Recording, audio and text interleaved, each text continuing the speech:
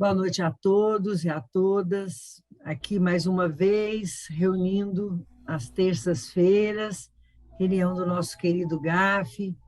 É com muito prazer que nós acolhemos a todas individualmente para este banquete esclarecedor, porque é sempre bom a gente parar um pouquinho para ouvir as palavras do nosso Jesus Cristo, esmiuçada através de parábolas, de entendimento. É muito bom. Sejam todas muito bem-vindas a mais esse encontro. E para iniciar a reunião, vamos agradecer a Deus e a Jesus pela oportunidade de mais um trabalho de amor e fraternidade universal, e por sua proteção e harmonia no lar de cada um aqui presente e daqueles também que assistirão essa palestra através de canais da internet.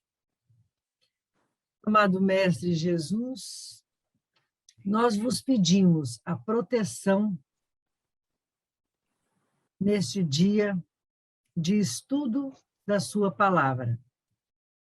Mestre amado, esteja conosco durante todo o percurso da noite, durante o ensinamento, durante a mentalização, as orações, que sejam todos muito agraciados pela mudança que, com certeza, todos sentirão no seu coração após o término desse encontro. Os benfeitores espirituais do GAF, Maria Dolores, o anjo da guarda da nossa querida Cacau, possa intuí-la, possa alimentá-la do mais profundo amor, para que ela possa transmitir a vossa palavra, Mestre amado.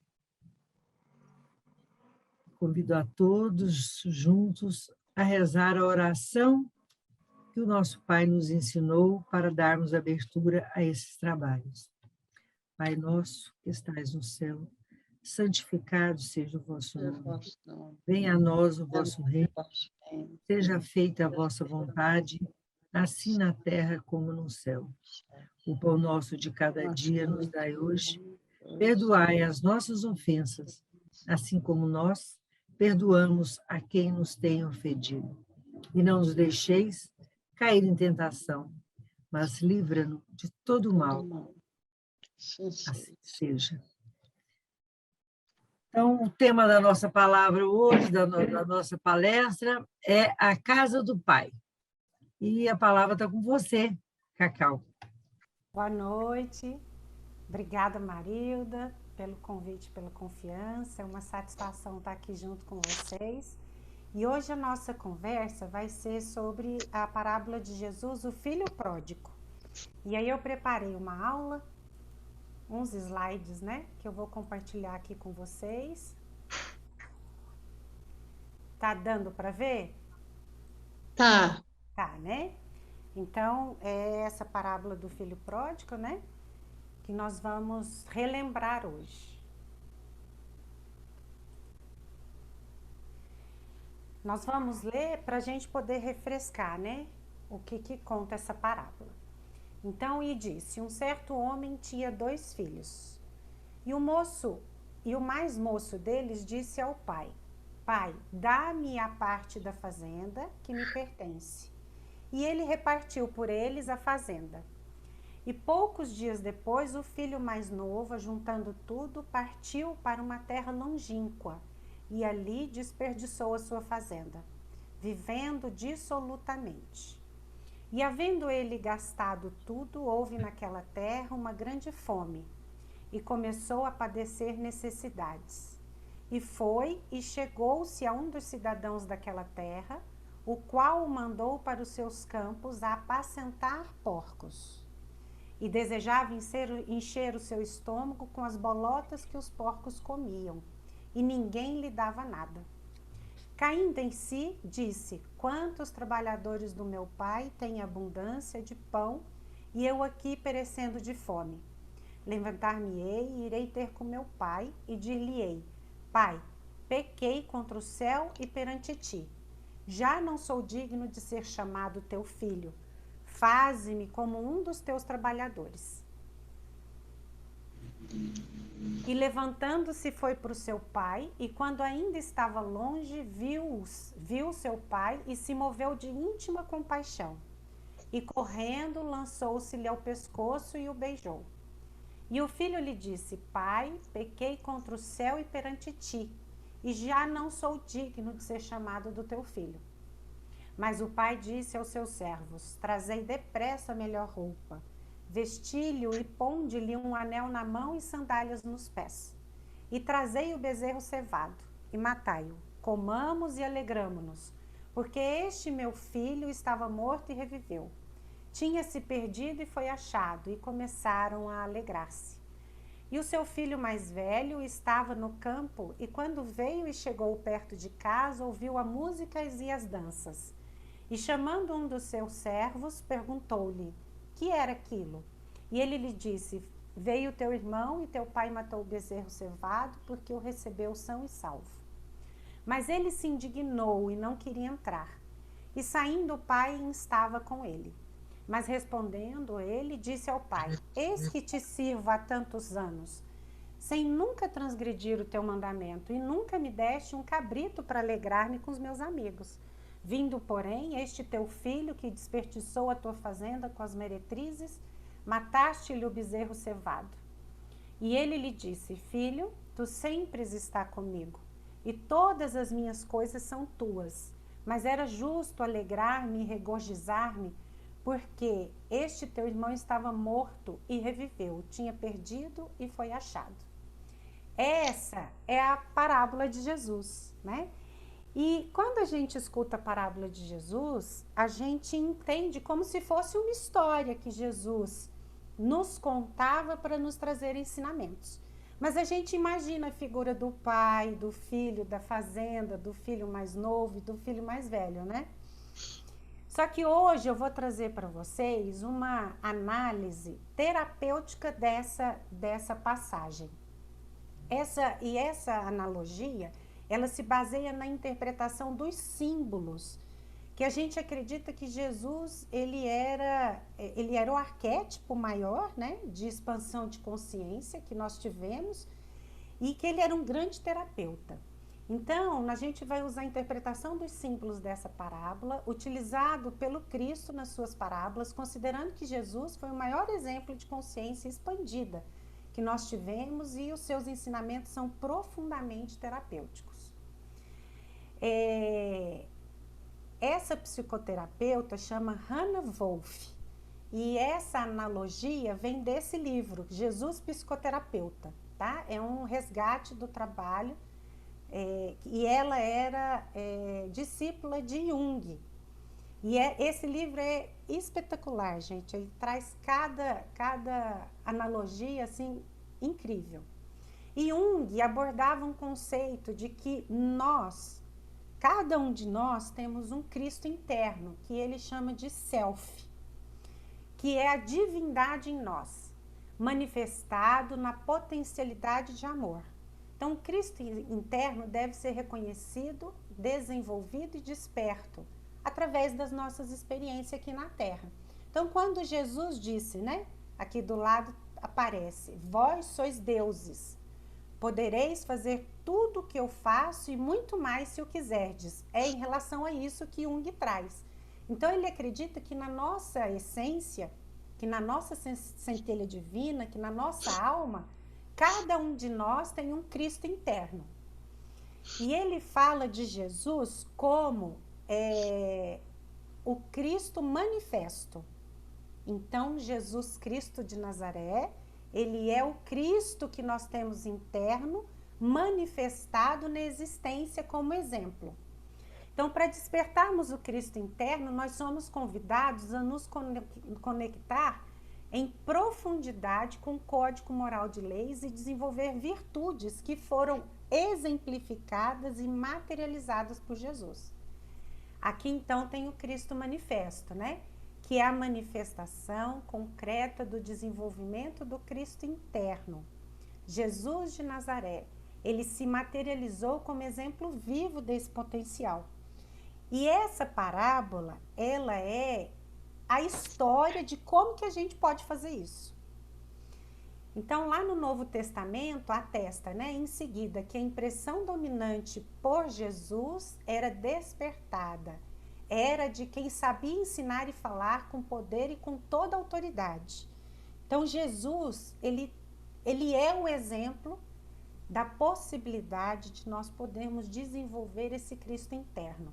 Não era apenas a sua palavra que convencia, mas, sobretudo, a eficácia da sua ação. Porque dele saiu uma força que curava todos os males. A terapia que ele punha em prática era a sua própria personalidade. Então, Jung traz a possibilidade de dois Cristos, o interno e o manifesto. O interno, segundo Jung, cada um de nós temos possibilidade de desenvolver. Aí como, né? Aí ele trouxe através dessa parábola o ensinamento. Então, cada palavra, cada personagem tem um símbolo. Nós vamos começar com Deus. Deus, nessa parábola, ele é manifestado através do símbolo do homem, do dono da fazenda. Então, o símbolo do homem dentro da parábola é a apresentação de Deus. Então, só que para a gente, nós entendemos o Deus uno, né? Essa mente consciente. Na análise da simbologia, é o homem, o dono da fazenda, o pai dos filhos, seria a imagem de Deus. A casa do pai, que é onde os homens viviam, o homem vivia, os filhos viviam e os servos viviam, é a nossa casa interior, é o nosso ser essencial. Então, o símbolo da casa do pai somos nós em essência, então é a nossa alma, é a centelha divina, é a alma em potencial divino. Então, o homem é Deus, a casa do pai somos nós, em alma. O filho mais novo seria a face evidente do ego. Então, segundo Jung, todos nós temos essência e ego. O ego é onde mostra a nossa personalidade. Só que a nossa personalidade ainda não desenvolvida. Então, o símbolo do filho mais novo é uma parte do nosso ego que chamamos de ego evidente. É onde a gente fala que moram as sombras, aquelas emoções ainda não desenvolvidas. É onde trazemos na personalidade ainda em desenvolvimento sentimentos egóicos, que são a ausência das virtudes. São emoções convidadas a se transformarem em virtudes para um despertar do Cristo interior. Quais sentimentos que são esses? A raiva, o egoísmo, a tristeza, a insegurança, o medo, a culpa, o orgulho. Só que tudo isso não são personagens externos. Somos nós. Então, Deus é o homem, a casa do pai somos nós, e a face evidente do ego é o filho mais novo, que também somos nós. Então, nós temos potencialidade de evoluir e nós temos a nossa personalidade manifestada aqui na Terra, através dos nossos comportamentos, né? E nós trazemos isso, e na parábola ela é apresentada como se fosse o filho mais novo. Já o filho mais velho somos nós também, só que manifestada como uma máscara. Quando a gente aprende que a gente não pode fazer feiura, né? Que as nossas emoções, elas são negativas, a gente reprime essas emoções. E a gente cria pseudo-virtudes para mostrar para a gente mesmo que a gente é bom. Mas isso tudo é de forma inconsciente. E a gente vai criando máscaras. Então, o símbolo do filho mais velho é a outra parte do nosso ego, que a gente chama de ego mascarado. É quando não aceitamos na nossa personalidade sentimentos egóicos que trazemos da nossa alma, reprimidos. E a gente cria, assim, pseudo-virtudes. São comportamentos que usamos para nos proteger de nós mesmos, como se nós tivéssemos máscaras usadas quando não acolhemos os nossos sentimentos egóicos. Vou dar um exemplo. Então, quando eu crio uma personalidade de puritanismo, aquela pessoa, né, que coloca muito a questão de ser correto, né? Ela cria uma máscara, na verdade, escondendo um desejo egóico dela de se satisfazer com os desejos mundanos. Mas como ela não abre espaço para ela poder satisfazer esses desejos, porque ela aprendeu o que é errado, ela cria a máscara do puritanismo. Outra máscara, a vitimização. Então, quando a pessoa não dá conta de ter coragem, né, de conseguir transmutar e de conquistar virtudes, e ela se sente incapaz, ela vai para o ego mascarado e ela se coloca no lugar de vítima. Então, tudo isso é o filho mais velho. O fanatismo é quando eu escolho uma religião ou um partido político para poder defender. E, na verdade, eu escondo o meu medo, a minha dor. Por trás disso tem um sentimento de dor. Vamos para frente. Então, seria isso. Tudo esse círculo aí que a gente está vendo, somos nós. Então, a nossa essência é tudo isso. Nós temos o ser essencial, que é a casa do Pai. Nós temos a face evidente do ego, que é onde mora as não virtudes que estão sendo convidadas a serem desenvolvidas. E ele é o filho mais novo. E nós temos também, na nossa essência, a face mascarada do ego, que é o filho mais velho, que é onde a gente cria pseudo-virtudes que, na verdade, não são virtudes reais. Mas a gente cria para a gente poder estar aqui na Terra, né? A fazenda, qual que é o símbolo da fazenda? A fazenda, aonde o pai morava, aonde o filho mais novo mora, o filho mais velho mora, são todos os recursos que nós precisamos para evoluir. Então, na casa do pai, somos nós em essência. Nós moramos na fazenda, que é onde nós temos todos os recursos para evolução. Família, trabalho, recursos financeiros, corpo, né? Saúde e doença. Então, esses são os nossos recursos necessários para a nossa evolução. Eles estão na fazenda. A herança do pai. Qual que é o símbolo da herança do pai? Vocês lembram lá no começo que o filho mais novo, ele pede para sair e ele fala, pai, eu quero a parte da minha herança, né? O que é essa herança? São as leis divinas. Então, são as leis de Deus.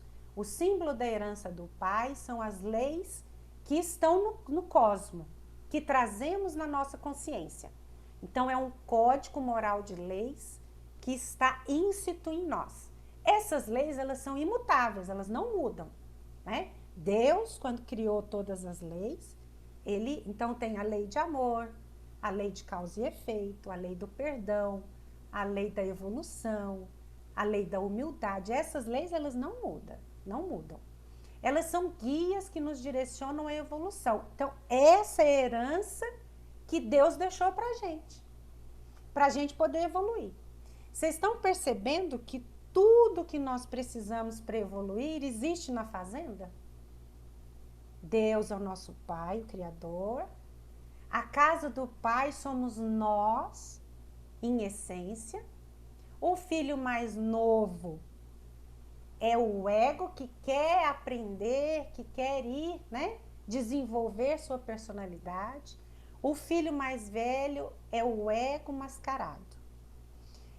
E a herança do pai são todas as leis que existem dentro de nós. Então, são guias que nos direcionam à evolução. A lei de evolução, a lei de amor, a lei de verdade, da ação e reação, lei do respeito, lei da verdade. Então, essa parábola, a gente vai percebendo, no começo pode parecer confuso, porque é muita coisa diferente, né? Mas vocês vão vendo ao longo da analogia dos símbolos como tudo faz sentido. A parte da herança que o filho mais novo pede para o pai para ir embora, então ele fala: pai, me dá parte da herança para eu poder ir embora. Essa parte da herança significa apenas uma das leis. Vocês lembram que a herança do pai são todas as leis. Quando o filho mais novo pede eu quero parte da herança, ele fica com apenas uma lei e esquece todas as outras. Qual lei que é essa? O símbolo da parte da herança, solicitada pelo filho mais novo, é o direito de usar apenas uma lei, que é a lei do livre-arbítrio. Então, ele saiu da casa do pai com o direito de usar o livre-arbítrio. E ele foi para o mundo. Ele foi conhecer o mundo e foi se afastar da fazenda. Ele se afastou da fazenda. Ele se afastou da casa do pai e pediu parte da herança. Quando ele pediu parte da herança, o pai, que é Deus, falou: toma, pode ir. Ele pegou o direito dele de ter o livre-arbítrio e foi embora, né?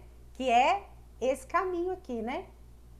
Olha o caminho que esse homem aqui está na frente dele, com possibilidade de fazer todas as escolhas. Só que ele pegou parte da herança. O que ele deixou para trás? A outra parte, que foram todas aquelas outras leis que nós falamos. E ele foi para uma terra longínqua, que somos nós, que quando nos afastamos da casa do Pai, que é a nossa essência, que é a nossa consciência, que temos em nós todas as virtudes, a consciência, quando a gente fala assim, eu quero me afastar, vou descobrir o que tem no mundo, né?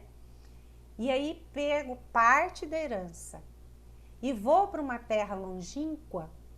Dentro da simbologia de análise, essa terra longínqua é o afastamento do código moral das leis. Se eu me afasto do código moral de leis que existe no universo e que existe na minha consciência, vai dar certo? Não vai dar certo. Porque eu vou me afastar da divindade que existe em mim. Então, o símbolo da terra longínqua é o afastamento do ser espiritual que nós somos, que é a casa do Pai, da nossa essência, dando vazão para os nossos desejos egóicos, dando vazão para os sentimentos ainda não desenvolvidos, que são aqueles que moram na fase evidente do ego, que é representado pelo filho mais novo. E lá nas terras longínquas, que o filho mais novo passa pelo processo de fome e do abandono. Por que ele, lá longe, começou a sentir fome, começou a se sentir abandonado? Porque aqui, ó, ele deu vazão para o processo egóico dele, se sentindo vaidoso, orgulhoso, egoísta. Então, ele deu vazão para todas essas emoções, sem se preocupar em desenvolver a outra parte da herança do pai, que são as leis de amor, a lei de respeito, a lei de evolução. E quando a gente se afasta desse lugar, quando nós nos afastamos desse lugar, a gente começa a sentir fome. Quais foram os processos vividos pelo filho mais novo na terra longínqua? Então, ele começou a dar vazão para os movimentos egóicos. Nós temos 3 movimentos egóicos nessa parábola. Essa imagem é forte, né? Desse rapaz com fome. Mas é assim que a nossa alma fica, quando a gente se afasta da casa do Pai. A casa do Pai somos nós, em essência. É a divindade de Deus em nós. E quando a gente se afasta, o primeiro símbolo, o primeiro movimento egóico que a gente tem na terra longínqua é a fome. E essa fome, ela é representada pela ausência de sentido de vida. E hoje em dia, está muito comum a gente perceber pessoas passando por processos de tristeza, de não encontrar sentido de vida, de depressão, né? De conflitos conscienciais.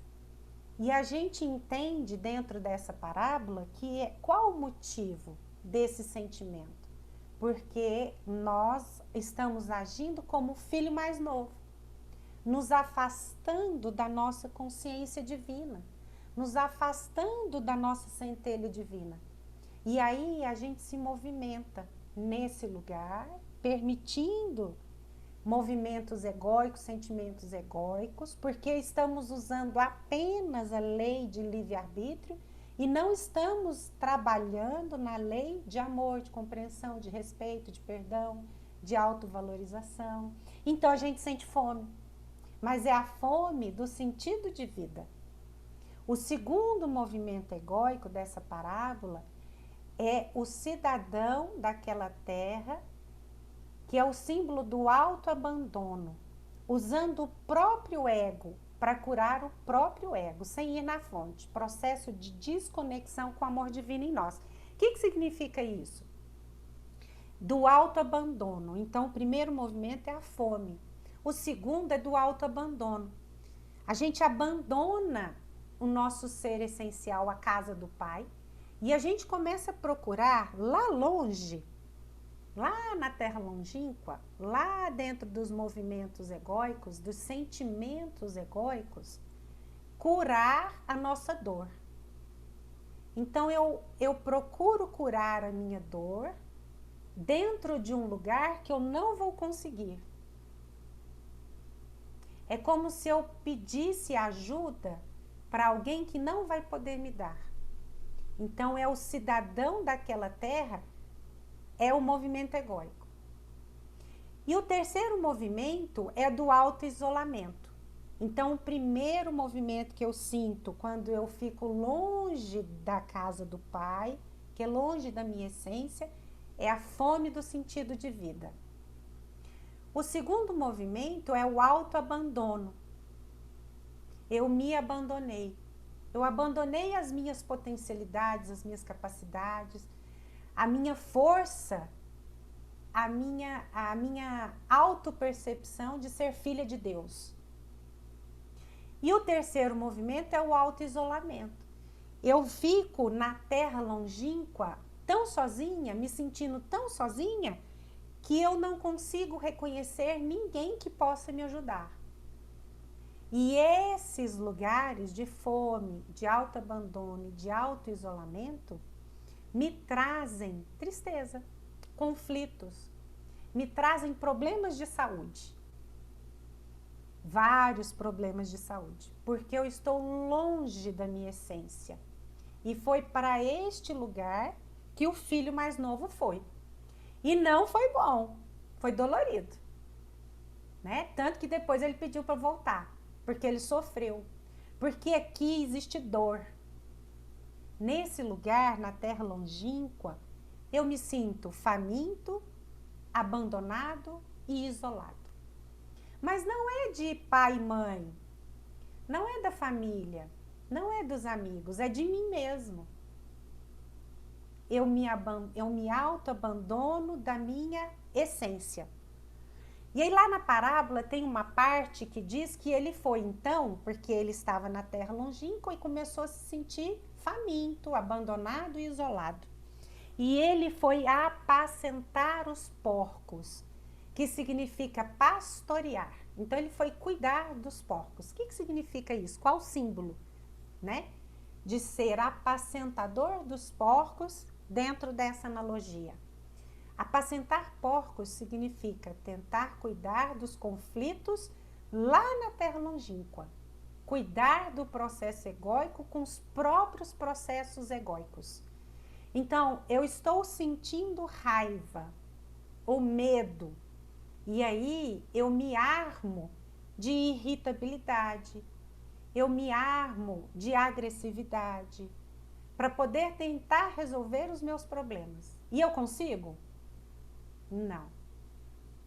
Então eu estou me sentindo sozinho, solitário e abandonado, e eu vou procurar coisas e emoções para me ajudar, mas que não vão me ajudar, porque também são sentimentos egóicos.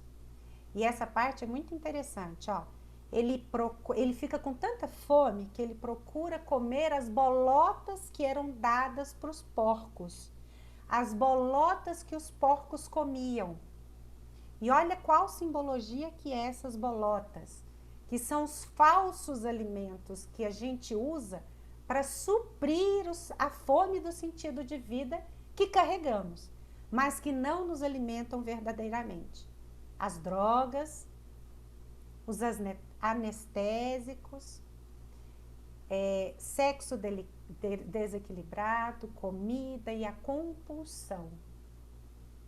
Então a gente busca, quando a gente está longe da casa do Pai, longe da nossa essência, longe da nossa centelha divina, que é o que pode nos alimentar, a gente busca comidas e alimentos que são da terra longínqua. Então as bolotas que alimentavam os porcos eram para os porcos, não para mim, que sou centelha divina.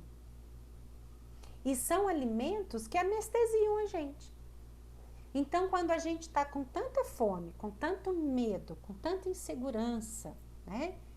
Que são sentimentos egóicos, que só podem ser resolvidos quando eu volto para a casa do Pai, mas como eu estou longe da casa do Pai, e estou ali, né, nesse processo de dor, de fome, de autoabandono, se eu não me perceber, se eu não trabalhar o autoconhecimento, se eu não buscar realmente desenvolver a minha espiritualidade, pode ser que eu busque me alimentar dentro da terra longínqua.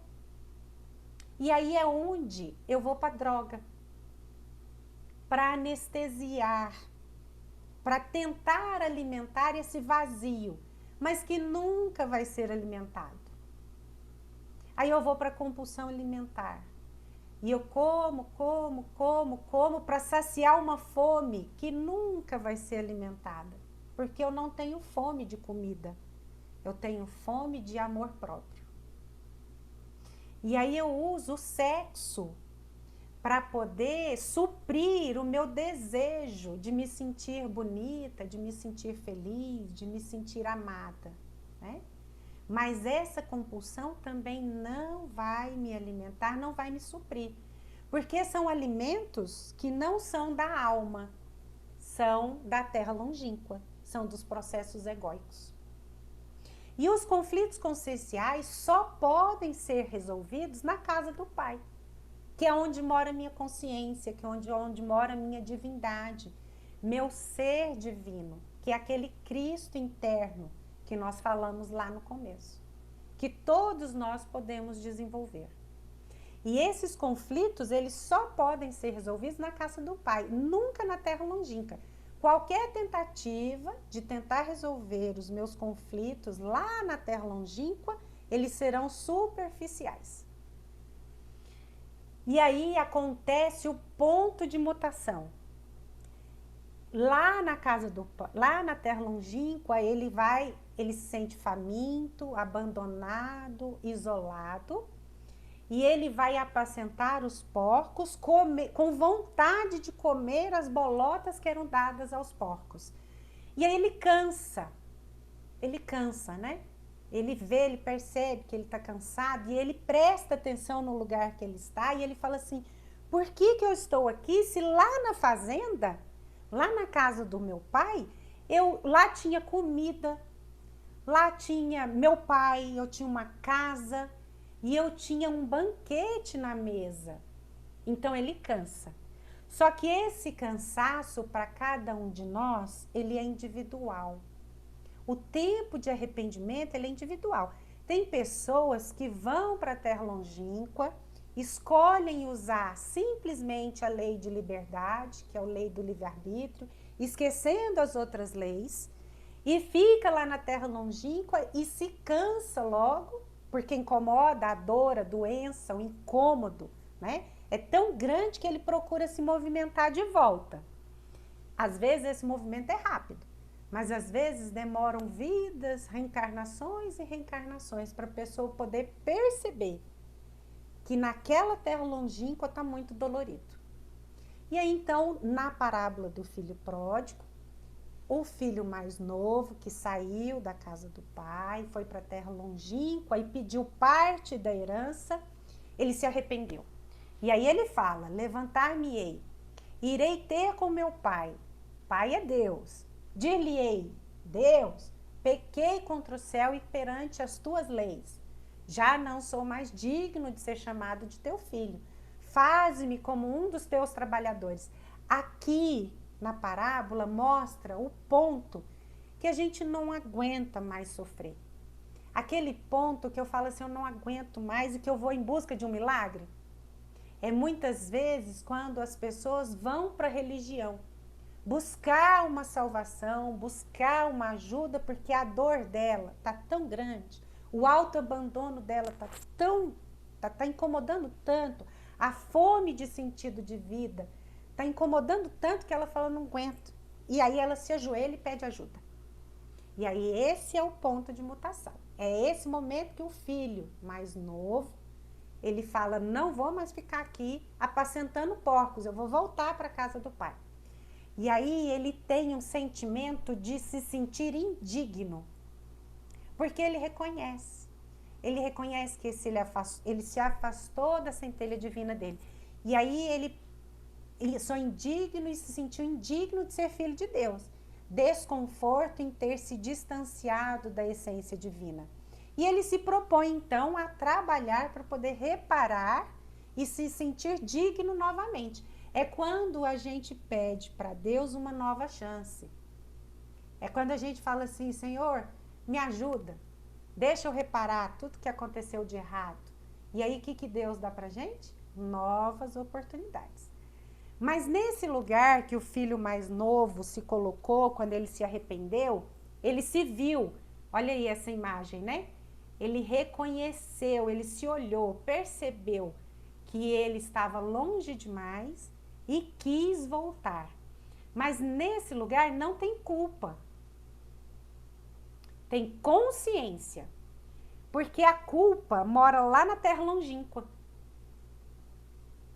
O arrependimento, assumindo responsabilidade, eu volto para a casa do pai. Se eu me sentir culpado, errado, né, incapaz, eu volto para casa, para a terra longínqua. Na casa do pai, eu reconheço, eu assumo, eu tenho consciência e me coloco como filho de Deus, alma aprendiz no processo de evolução. Se eu me sentir culpada, eu me condeno, eu me puno e eu martirizo. Olha que interessante, né? Então, a culpa, ela mora lá na terra longínqua. A autorresponsabilidade mora na casa do pai. E aí ele voltou. Quando ele viu o seu pai, quando ele viu Deus, ele se moveu de íntima compaixão. E aí o filho mais novo começa a ter contato de novo com parte da herança que ele tinha deixado quando ele saiu da fazenda, que é a lei de misericórdia. Então, quando ele decide se afastar da casa do pai, ir para a terra longínqua, ele usou apenas uma lei, a lei do livre-arbítrio. Quando ele se arrepende, quando ele vê que o lugar que ele estava não foi bom, quando ele se sente, né, faminto, abandonado, isolado, e ele decide voltar para a casa do pai, de cara ele já encontra com a lei de misericórdia. Porque Deus é muito bom. Deus é misericordioso. Ele nunca nos abandonou.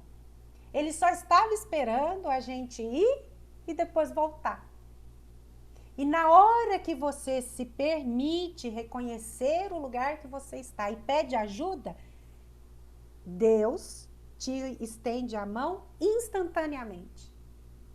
E aí ele já recebeu a parte da herança, que todos nós temos direito, a lei de misericórdia.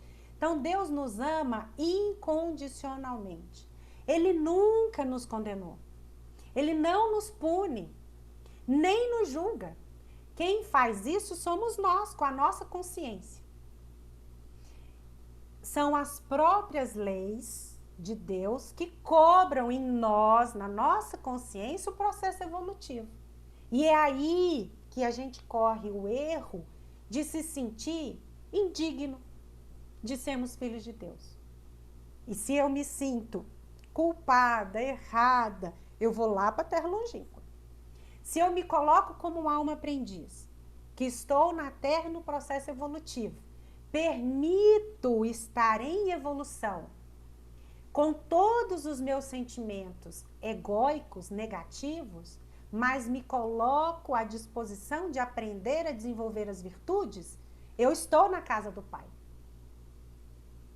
Estar na casa do Pai não significa não enfrentar desafios. Estar na casa do Pai não significa não ter sentimentos egóicos.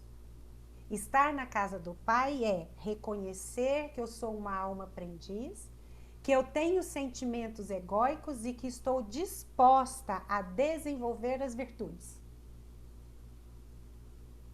Quando eu me acho melhor e superior, eu vou para a terra longínqua. E aqui então, quando ele se movimentou e pediu para voltar para casa, olha lá como que Deus recebeu ele, ó, de braços abertos. Já devolvendo para ele a outra parte da herança, que é a lei de misericórdia. E a herança, que são as leis divinas, estão disponíveis para nós abundantemente. E olha só a cara do pai, né? Olha lá a cara do pai, a alegria dele, né? E o que Deus falou nesse momento? Trazei depressa a melhor roupa e vesti-lo. Quando ele fala trazei a melhor roupa e vesti-lo, nessa hora a parábola quis dizer para nós que Deus estava dando oportunidade de nova reencarnação para esse filho que foi para longe e que se perdeu. Quando ele fala traz uma roupa nova, é uma nova roupa, é um novo corpo, onde poderemos receber nova oportunidade, usando uma nova existência corporal. Não é maravilhoso, gente? Essa espiritualidade, essa lei divina de Deus é espetacular. E Jesus falou tudo isso na parábola, contando a historinha de um fazendeiro que tinha 2 filhos, mas somos nós em evolução. E pondo-lhe um anel na mão. O que significa esse anel? É o símbolo do compromisso de união da nossa essência com Deus. Tipo assim, você vai reencarnar com uma roupa nova e eu vou colocar um anel no seu dedo, para você não esquecer que você é meu filho, para você não esquecer que eu estou junto com você. Para você, então é o desenvolvimento da espiritualidade. É o chamado que a nossa alma tem de ser bom. É esse anel. É essa comunhão. Então, quando Deus recebeu o filho mais novo, de novo na fazenda, ele deu a roupa nova, que é a oportunidade de reencarnar. Ele nos deu o anel, que simboliza o compromisso nosso de desenvolver as virtudes. E as sandálias, ele falou, colocai-lhe novas sandálias no pé. O que significa o símbolo da sandália? É o símbolo de todos os recursos necessários para a nossa evolução. Então, quando Deus recebeu o filho mais novo na fazenda, ele não recebeu ele de qualquer jeito. Ele falou assim, filho, volta. Volta porque o universo é seu.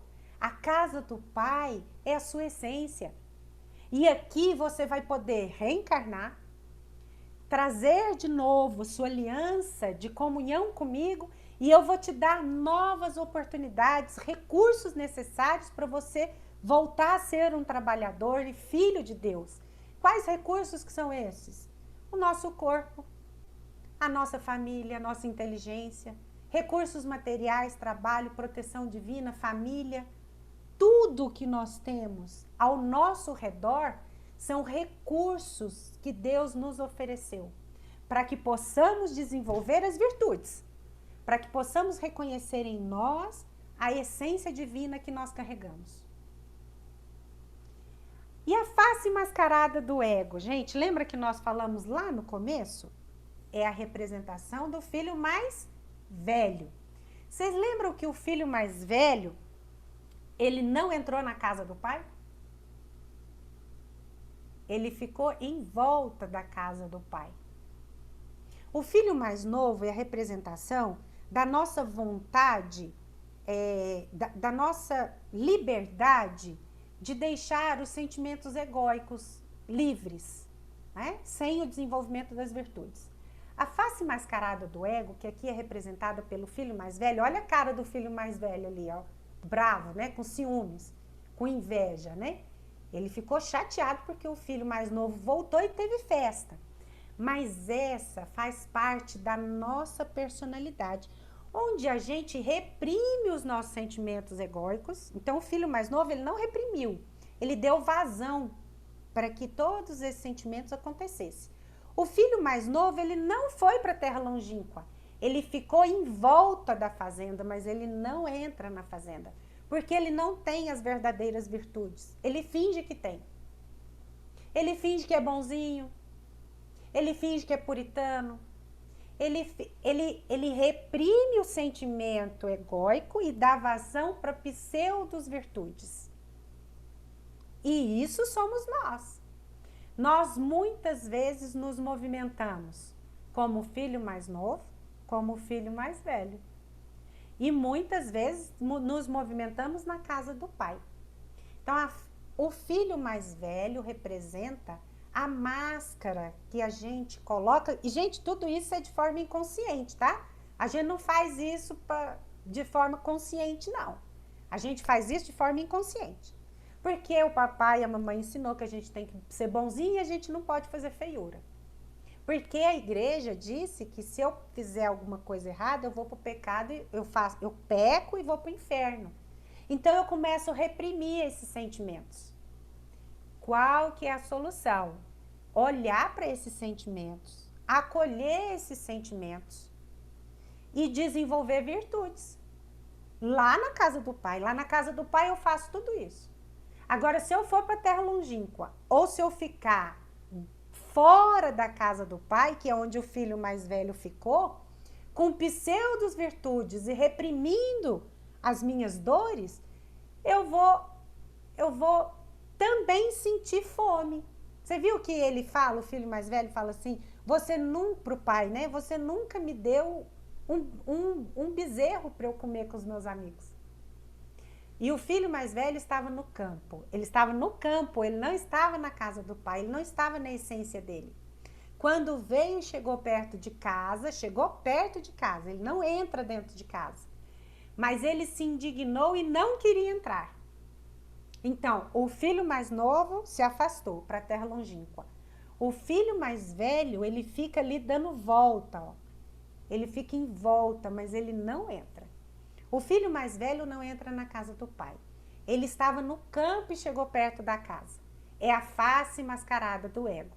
São as nossas pseudo-virtudes. É a repressão dos sentimentos egóicos. Às vezes eu tenho raiva, mas eu não me permito sentir raiva, porque é errado. Na casa do pai, o que eu vou fazer? Eu vou entender que eu sou uma alma aprendiz, que nesse momento eu estou sentindo raiva, que tá tudo bem, que é o que eu dou conta de ser. Vou entender por que eu tô com raiva e vou falar, eu estou disposta a desenvolver virtudes para me permitir diminuir esse sentimento de raiva. Então, eu não nego e não dou vazão para a raiva. Eu olho para a raiva, eu acolho a raiva, entendo por que eu estou com raiva e procuro desenvolver as virtudes que vão dar luz para esse sentimento egóico de raiva. Então, são os fanáticos, os salvacionistas, os puritanos, que se colocam como virtuosos, porém não vivem de fato as virtudes. Não colocam em prática as leis morais de amor, de respeito, de compaixão e de liberdade.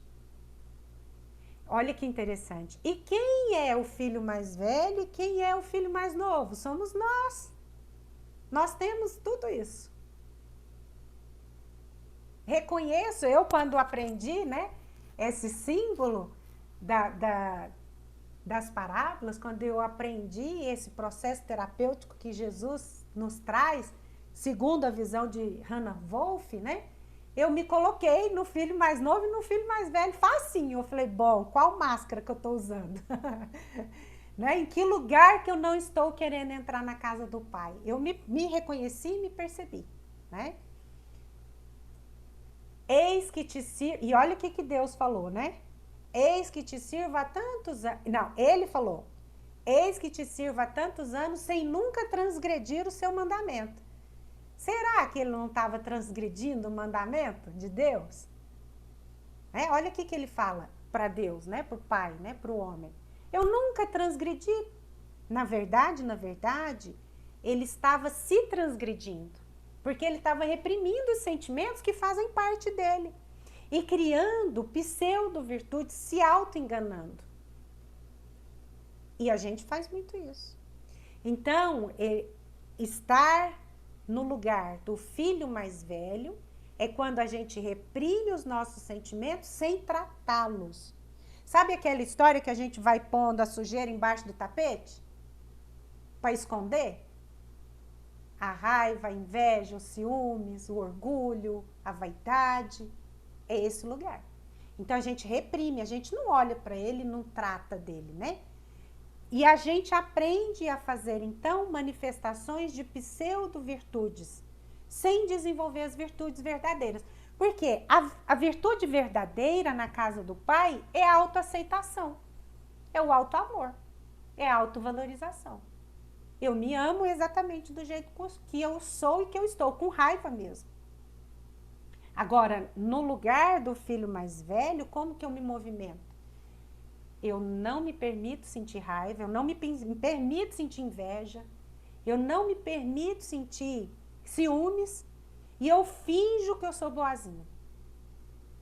Eu crio, né, essa armadura de querer dar conta de tudo, de ser perfeita, né, sem dar vazão para aquilo que eu estou tentando esconder. E ele lhe disse, filho, então Deus respondeu para o filho mais velho, filho, tu sempre estás comigo. Quer dizer, as leis, as mesmas leis que sempre estiveram com teu irmão também estão contigo. E todas as minhas coisas são tuas. Mas era justo que nos alegrarmos e nos regozijarmos, porque o teu irmão estava morto e reviveu, tinha se perdido e foi achado. E aí existe a festa, o símbolo da festa. O que significa o símbolo da festa? A alegria. E aí aqui não é, a festa não vai ser de Deus, é também de Deus, mas principalmente da nossa essência, da nossa centelha divina. Porque voltamos para a casa do Pai. Então a gente volta a ter alegria de viver. Então é um reencontro pessoal com a minha essência, com a minha alma. Quando eu volto para a casa do Pai, eu me sinto plena. É uma felicidade intrínseca. Sabe aquele lugar que eu estou em paz? Estou com conflito, estou com dificuldade, estou com limitações, mas eu estou em paz, porque eu estou na casa do Pai. Essa é a alegria, essa é a festa, esse é o símbolo da festa do retorno. É quando eu me arrependo e reconheço em mim a oportunidade de evoluir, de crescer, de aprender. É quando eu reconheço em mim a filiação divina, como alma aprendiz. Estar na casa do Pai é uma escolha. Estar na terra longínqua é uma escolha. Estar no arquétipo do filho mais velho também é uma escolha. Nós, ao longo da nossa vida, da nossa jornada, nós transitamos o tempo inteiro.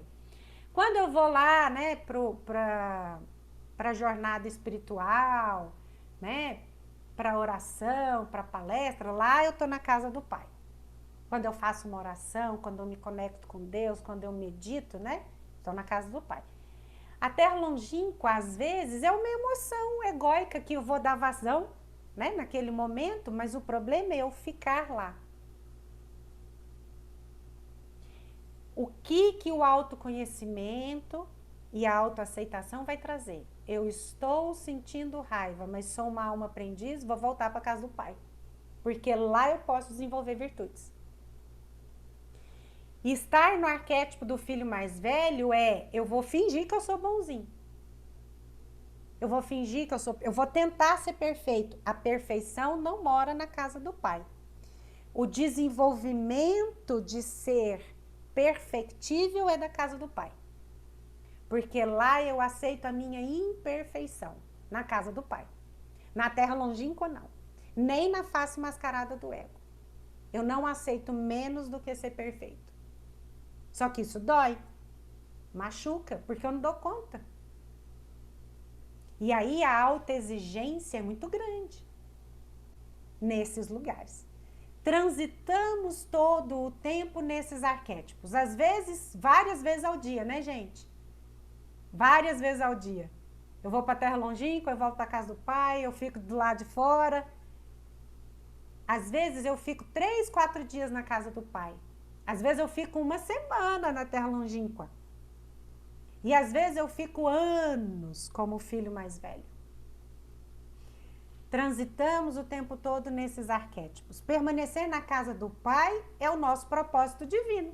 Nós nascemos para quê, gente? Nós nascemos para permanecer na casa do Pai. Esse é o exercício que essa parábola traz para a gente, que nós somos convidados. Temos escolha de estar ou não lá, é o livre-arbítrio. Só que, gente, é fácil a gente ter essa percepção? Não, né?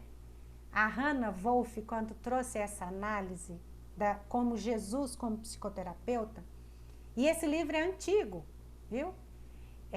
Ela trouxe essa percepção. Só que não é fácil. Porque não desenvolvemos o autoconhecimento. Porque não nos permitimos nos conhecermos como realmente somos. É o convite de Jesus terapeuta. Jesus terapeuta nos convida a nos conhecermos e nos aceitarmos exatamente como somos. Para que nós nascemos? Deus nos criou por amor e para manifestar o amor. Olha que lindo que a gente é aí, gente. Um ser cheio de luz, de potencialidade.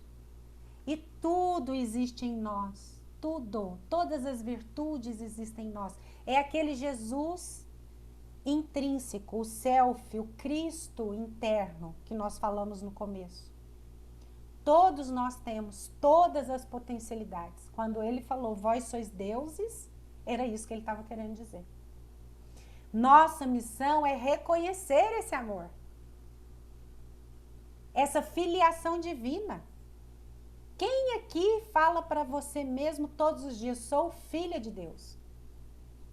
E como filha de Deus, me coloco à disposição de aprender a amar. E uma coisa é saber, outra coisa é sentir. Então, eu sou filha de Deus, respira fundo e traz pro coração. Sou filha realmente de Deus, porque às vezes a gente sabe, mas não sente. Muitas vezes a gente sabe, mas não sente. Nossa missão é reconhecer esse amor e desenvolvê-lo nas virtudes presentes nos códigos morais, que estão na nossa consciência. Todos os códigos morais das leis de Deus estão íncitos na nossa consciência. Por isso que quando nos afastamos da casa do Pai e vamos para a terra longínqua, temos conflitos conscienciais. A gente sabe que está fazendo errado. Porque o alarmezinho da nossa consciência toca. Aquela história de dormir com a consciência tranquila, de colocar a cabeça no travesseiro e estar com a consciência tranquila. A nossa consciência nos convida para voltarmos para a casa do Pai o tempo todo.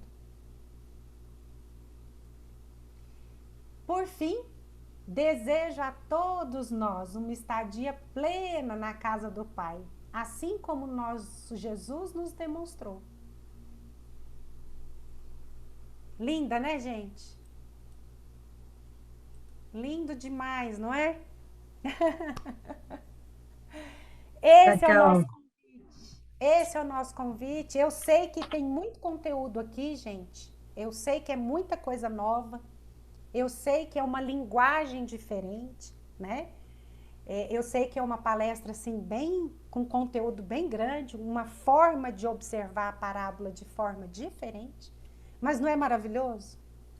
Nossa, Cacau, nós agradecemos do fundo do coração a riqueza, a profundidade desses ensinamentos.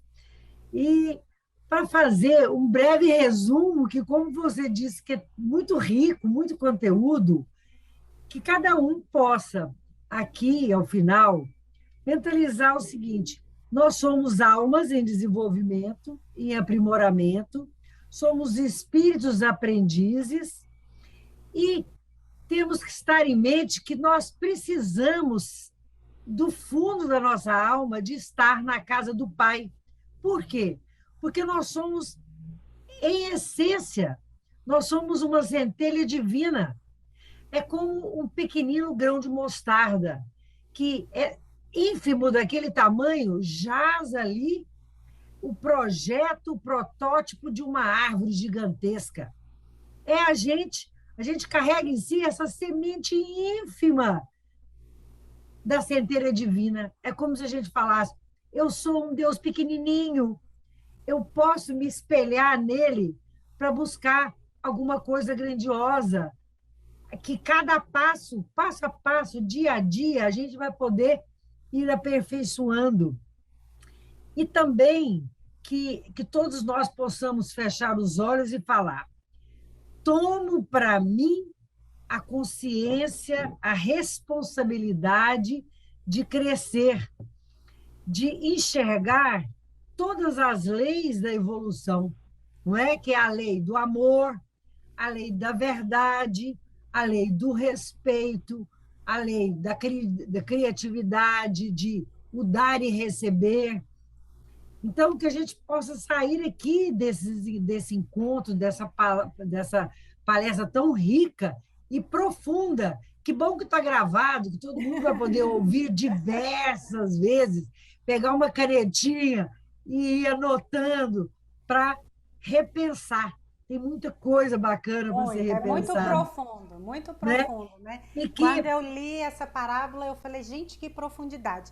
E normalmente a gente escuta as parábolas de Jesus como se fossem histórias para a gente contar para as outras pessoas. sim, Não, Jesus contou essa história para mim, para aqui, para bater aqui, né? para O desenvolver a coração. minha consciência, para desenvolver a minha percepção, para eu entender que a casa do Pai mora em mim, que o filho pródigo sou eu, que o filho Sim. mais velho sou eu também. E que a hora que eu posso me movimentar por todos esses lugares, e que a hora que eu estiver cansado, Deus vai me recolher, porque Ele é misericordioso. Isso. E outro convite, antes da gente partir para a mentalização, é que a gente, como se a gente estivesse aqui dentro falando assim: vamos saciar nossas fomes, percebendo o sentido da vida, pegando para vivenciar as palavras de Cristo. Isso sim que vai nos dar sustentáculo e deixar de pé, sem ter fome, para não precisar de fugas, de caminhos tortuosos, na Bolotas de tentativa, porcos, bolotas bolotas de de porcos, né? porcos. E são É isso, falsos gente. alimentos, né? Que a gente Aqui busca nesse para momento, saciar. Cacau, nesse momento eu falaria também mais uma hora sobre a riqueza da sua fala. Marilda, Gratidão muito para grande, viu, concluir, eu Lívia? quero trazer uma percepção minha que quando eu estudei essa parábola através do símbolo, né, do evangelho, que é dessa psiquiatra, né, Hannah Wolff, eu comecei a estudar e comecei a pensar assim, a casa do Pai é o lugar onde existe a perfeição, né? Aí depois, ao longo do estudo, eu entendi que eu estava errada. A casa do Pai não é onde existe a perfeição. Existe o desenvolvimento das virtudes para Sim, eu me tornar virtuoso. sim. É o que eu falei, passo a passo, cada crescimento. Necessidade, e na casa do Pai eu aceito as minhas sombras, eu aceito os meus. A vida de Jesus foi fácil, gente? Não, de maneira alguma, né? Ele passou inúmeros desafios, mas ele esteve o tempo todo na casa do Pai. Porque a gente pode ter uma falsa ilusão de que estar na casa do Pai é aquele céu hipotético, né? Dos anjinhos batendo asa, comendo uva e tocando harpa. Não existe isso. A casa do Pai é eu estar em paz, reconhecendo a minha filiação divina, reconhecendo as minhas limitações, mas não me sentindo limitada. Entendendo que eu posso errar e eu posso aprender de novo. Reconhecendo os meus sentimentos egóicos, mas a potencialidade de desenvolver minhas virtudes. A casa do Pai é estar em paz, mas passando por todos os desafios. Muito menores do que Jesus passou.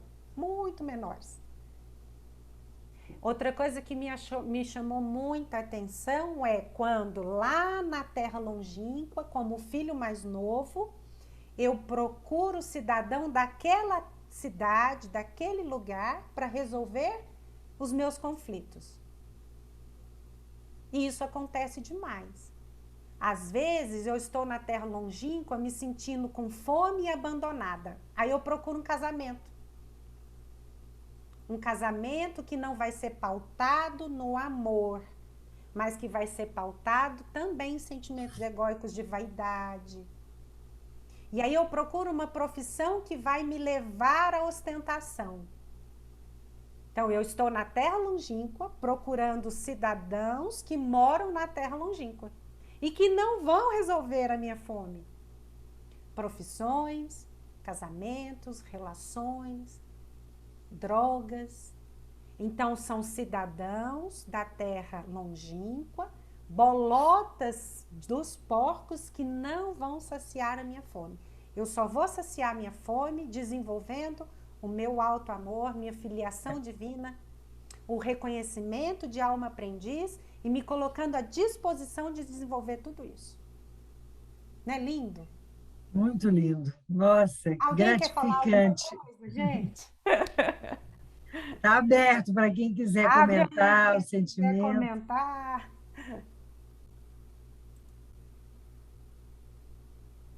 Só Cacau, sentindo. maravilhoso. Assim, então, você explanando aí, a gente vê no dia a dia, né? A gente não tinha parado para pensar nessa forma, dessa forma. Quer dizer, eu nunca parei para pensar dessa forma, dessa maneira. E a gente vive nesse conflito o tempo todo, não é?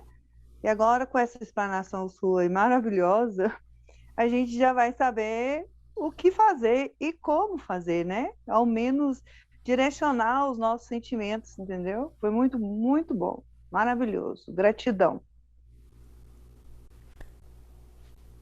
Mais alguém, antes da gente passar para outra página? Então, mais uma vez, gratidão, Cacau. Eu que agradeço, gente, a paciência de vocês. Foi muito rico, muito lindo, gratidão.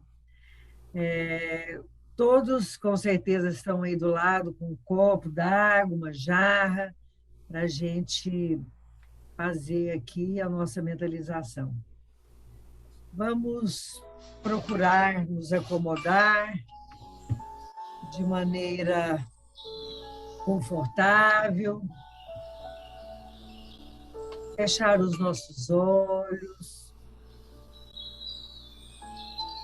entrando em sintonia com nossa centelha divina nesse momento. Vamos prestar atenção na nossa respiração, inspirando e expirando lentamente, amorosamente.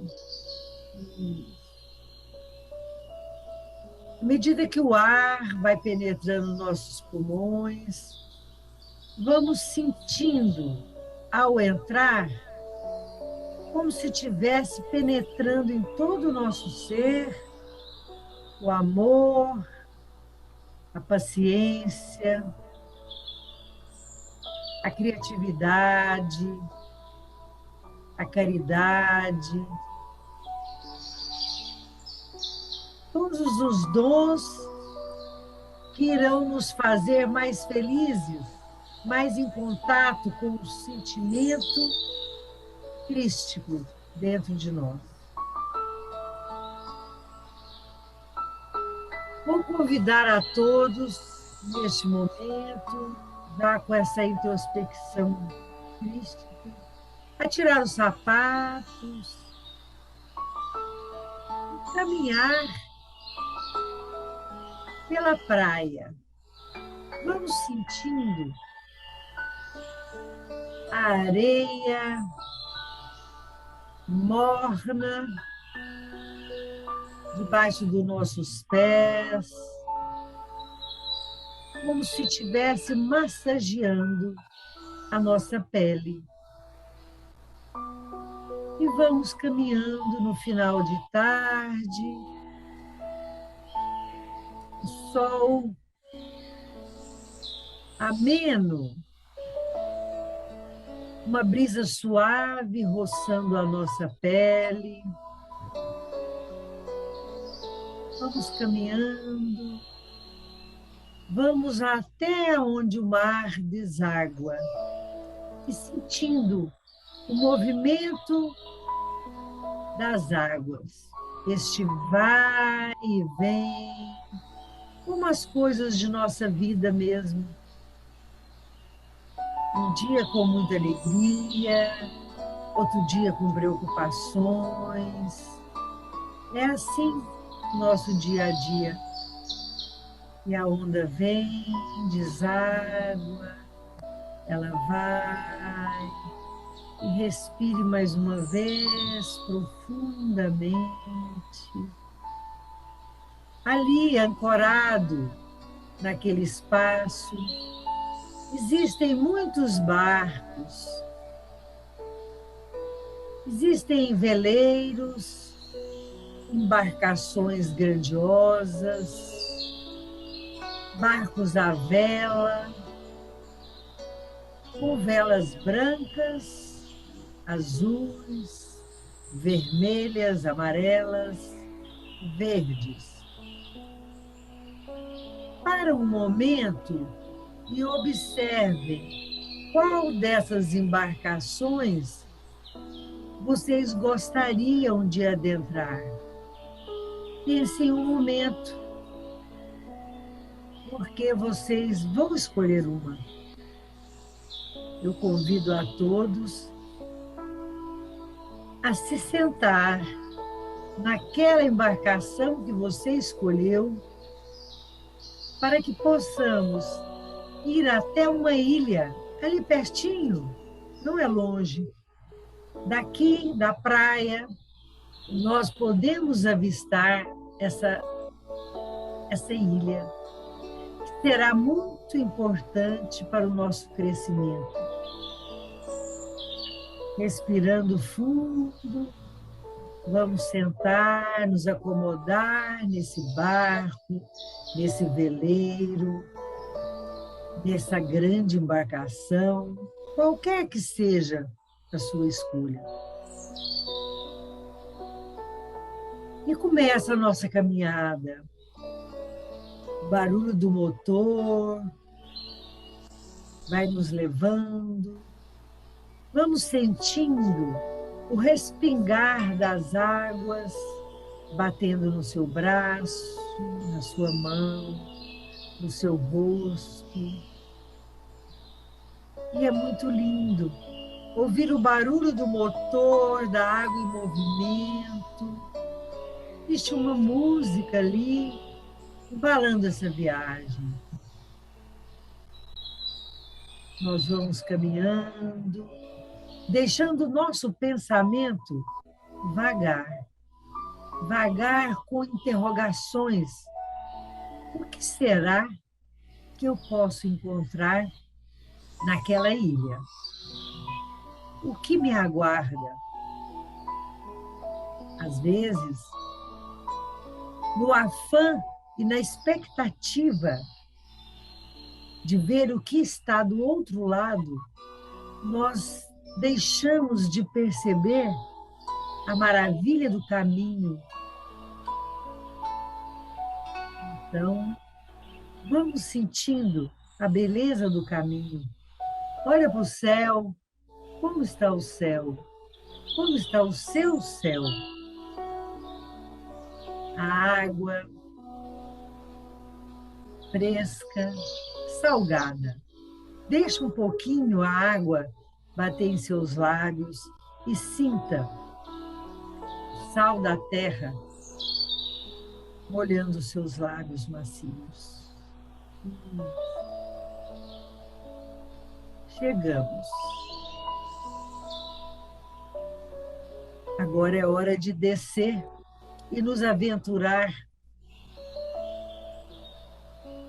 nas grandezas das descobertas dessa ilha.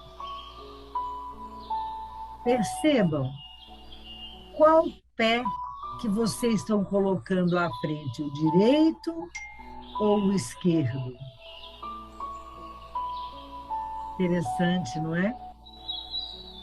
Vamos caminhando. Cada um vai procurar descobrir aquilo que tem mais familiaridade. Seja plantas, seja um riacho, seja uma escultura, seja uma casa, seja flores. Passeando ali, cada um desfrutando desse passeio. Passeio para a alma, um passeio ecológico, um passeio em contato com a natureza. E vai alimentando toda essa fome de olhar para si. Fome da simplicidade, fome de estar consigo mesma e com Deus. Respire fundo, mais uma vez. Olhe para o céu. Agradeça esse pintor majestoso que faz as auroras boreais lindíssimas, que pinta o céu de verde, de amarelo, de roxo, de azul. É um mesclado. De repente, um arco-íris brota no horizonte. Desfrutemos dessa imagem linda que nos traz tanto amor e tanto carinho. Aí a certeza da grandeza divina. Respirando fundo, vamos voltando para as embarcações que escolhemos, lentamente, calmamente. Vamos fazer uma respiração bem profunda e agradecendo a Deus a oportunidade de vivenciar e de estar em sua presença, em presença da natureza, da Mãe Terra. Isso. Vamos voltando. Os barcos ancoraram na praia. E com um sorriso nos lábios, de felicidade por esses momentos, nós vamos voltando para as nossas casas, para os nossos lares, de peito aberto, felizes pela vivência de mais um dia juntamente com a nossa centelha divina, fazendo com que ela desabroche mais um degrau desse dia. Respirando fundo, vamos mexendo os dedos das mãos, dos pés, abrindo nossos olhos e pedindo, cada um à sua maneira, que seja colocado dentro dos nossos copos, das nossas jarras, dessa água cristalina, todo bálsamo, todo lenitivo, todo remédio, tudo aquilo que necessitamos neste momento para nossas vidas. Seja um tratamento espiritual, mental, físico, de alegria, que possa todos os nossos chakras serem alinhados, equilibrados, para que a gente possa seguir esse caminho, essa nossa viagem que não tem fim. Hoje, com esse corpo, amanhã em espírito, e depois de amanhã, nova oportunidade de nova roupagem. É conosco, Senhor, meu Pai querido, amado, hoje, amanhã, para todo sempre. Amém. Amém. Como estão todos? Leve igual o barquinho. Tudo bem. Bom, gente, fico muito feliz de ter essa oportunidade de estar mais uma vez com vocês. E aguardo para a próxima terça-feira a gente estar junto novamente. Mais uma vez, Cacau, muito obrigada pelas suas palavras.